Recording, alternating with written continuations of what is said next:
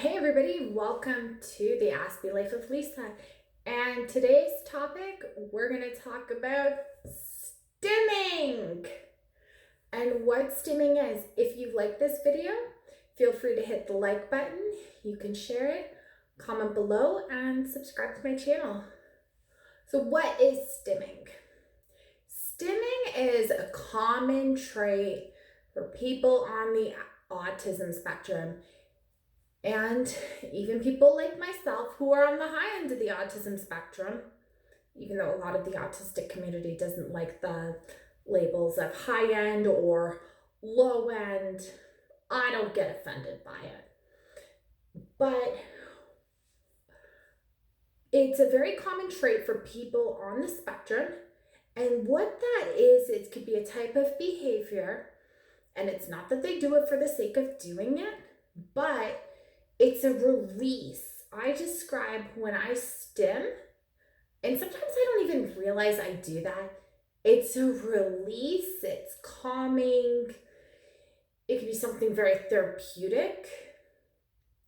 For me, the one stim that I don't realize I do, it is until someone points it out to me, is lone talking.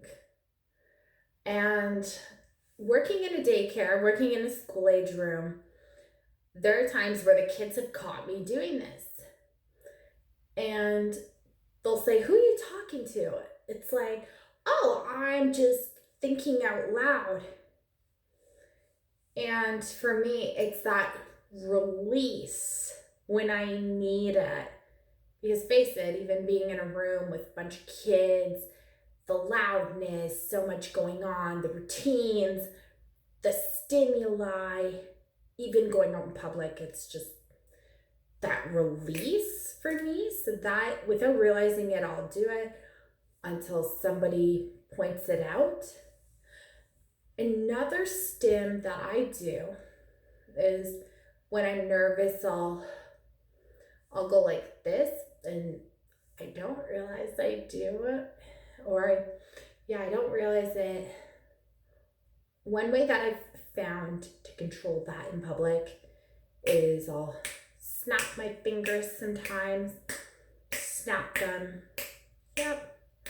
Or pacing is another stim that I do.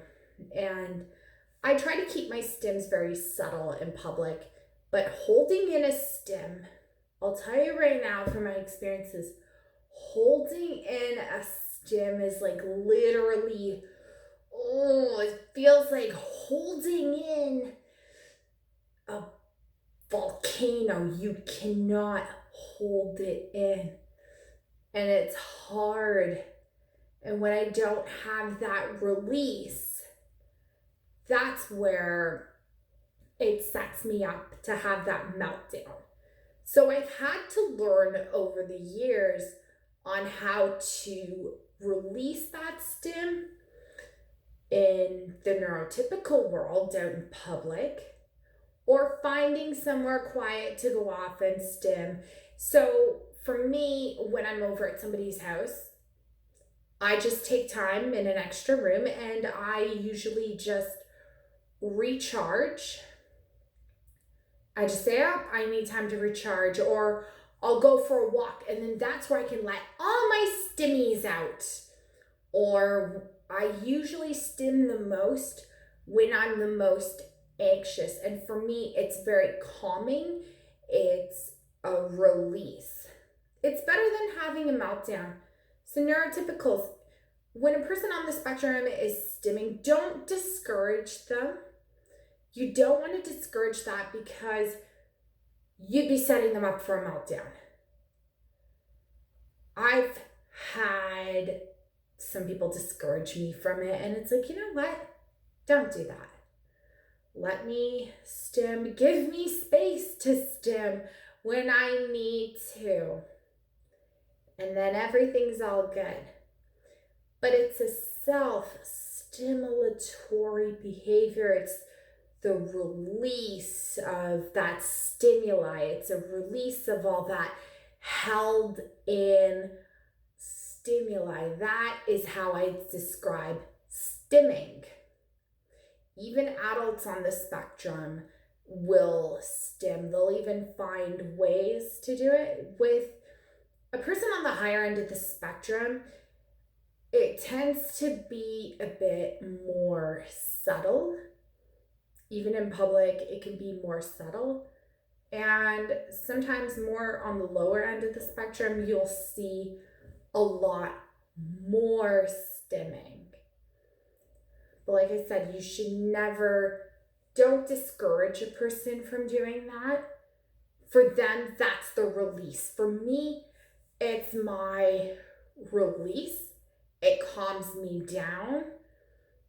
And it also prevents, it tries to at least help prevent a meltdown. I hope this video has been helpful. If you like this video, feel free to hit the like button. Comment below. What are things that you do if you're on the autism spectrum? What types of stims do you have?